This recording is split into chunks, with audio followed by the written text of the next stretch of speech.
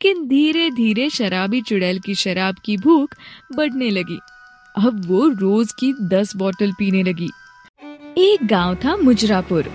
इस गांव में शराब की काफी दुकान बनी हुई थी, क्योंकि यहाँ अंगूर काफी मात्रा में होते थे, तो लोग इसलिए शराब बनाने का काम करते थे। इसी गांव में एक पंडित रहता था, पंडित रामनाथ, जो कि भगवान को बहुत मानता था और उसे शराब, सिगरेट, तंबाकू, कोई बुरी चीज की आदत नहीं थी। उसकी पत्नी थी रमीला। वो भी एक धार्मिक औरत थी जो भगवान की बहुत पूजा पाठ करती थी और उसे भगवान के चमत्कार में बहुत आस्था थी। दोनों पति पत्नी पूजा का सामान बेचकर अपना घर चलाते थे। लोग अक्सर इन दोनों पति पत्नी का मजाक उड़ाते थे। ये देखो, कलयुग में दोनों पति और पत्नी सतयुग का जीवन जी रहे हैं। इतनी आस्था और श्रद्धा रखते हैं भगवान में, जैसे कि भगवान खुद आकर इनकी समस्या दूर कर देगा।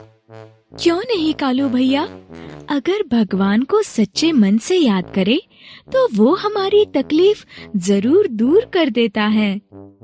हाँ हाँ, कलयुग में आपके जैसे पति पत्नी को दिया ढूंढने पे ही मिलेंगे। कालू पहलवान वहाँ से चला जाता है और दिन बीतने लगे। लेकिन अचानक इस गांव की खुशियों को किसी की बुरी नजर लग गई और एक दिन एक शराबी चुड़ैल ने उस गांव के जंगल में एक बरगद के पेड़ के नीचे अपना बसेरा कर लिया, जो हमेशा अपने साथ एक थैला रखती थी। वो बरगद के पेड़ के नीचे शराब पी के बैठी बैठी गुनगुना रही थी। जाम हाथों में लेने की हसरत नहीं, मुझे पीना है। मैं शराबी, मैं शराबी। गाना गाने के बाद उसकी बोतल खत्म हो जाती है। सारी बोतल खत्म हो गई, अब कहाँ से लेके आऊं दारू? तभी चुड़ैल को पास के एक गांव में कुछ उजाला दिखता है। रात को वो चुड़ैल शराब में धुत उन शराब की दुकानों पे चली जाती है। वो फिर कहती है, मैं शराबी, मुझे बोतल दो, मुझे शराब चाहिए। दुकान वाले सब अपनी दुकान बंद करके कहीं छुप जाते हैं और फिर आपस में बात करते हैं। ये शराबी चुड़ैल इस गांव में कहां से आ गई? अब क्या होगा इस गांव का? इस गांव में चुड़ैल का वश, घोर कलयुग। चुड़ैल फिर गाना गाने लगती है। मैंने पी शराब, तुमने क्या पिया? अरे तुमने क्या पिया? आदमी का खून, मैंने पी शराब। फिर वो वापस बोतल मांगती है, लेकिन दुकान वाले गेट नहीं खोलते। उसे गुस्सा आता है और फिर वो अपने ठेले से एक पानी की बोतल निकालती है और मुंह में भर के उसे दुकान पे फेंकती है और उस दुकान पे आग लग जाती है। पूरी दुकान राख हो जाती है। ये देखकर सब गांव वाले लोग डर जाते हैं। दूसरी दुकान वाला भैया चुपचाप एक बोतल लाकर चुड़ैल के सामने रख देता है। चुड़ैल बोतल पी के वहाँ से चली जाती है और अगले दिन फिर चुड़ैल रात होने का इंतजार करती है और सोचती है मन में, आज 2 बोतल लूंगी, एक बोतल से मेरा कुछ नहीं होता। ये सोचकर चुड़ैल फिर उन शराब की दुकान पे जाती है और गाना गाने लगती है। मैंने पी शराब, तुमने क्या पिया? अरे तुमने क्या पिया?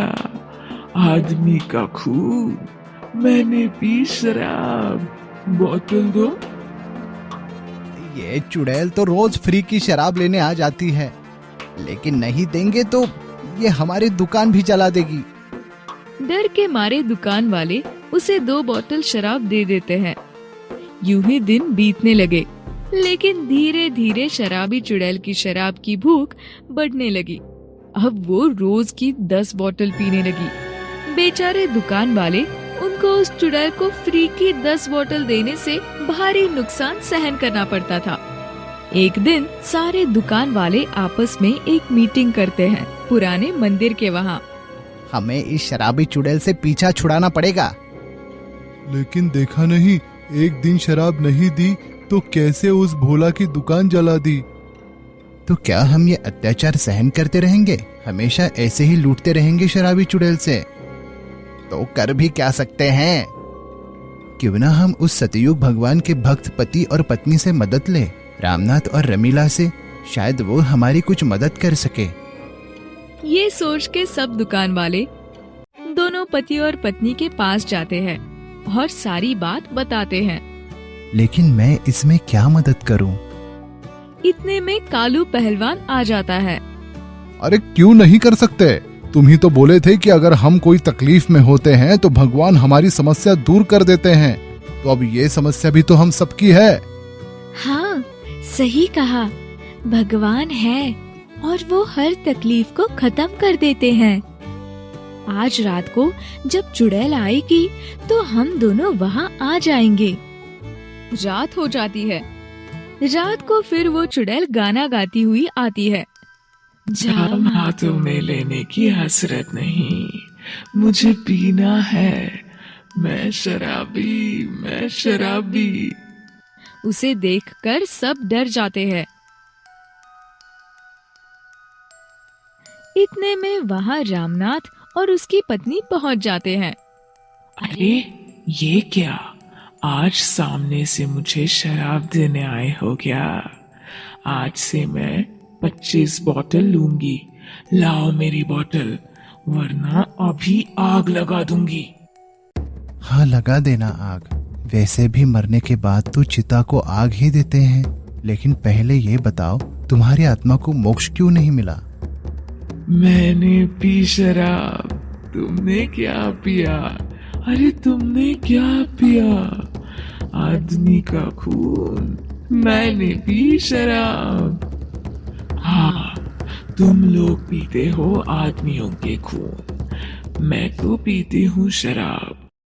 मेरे बाबा भी एक शराबी थे। वो उधर की शराब लेके पीते थे दुकानों से। एक दिन सब शराब की दुकान वालों ने मिलके मेरे बाबा को जिंदा जला दिया।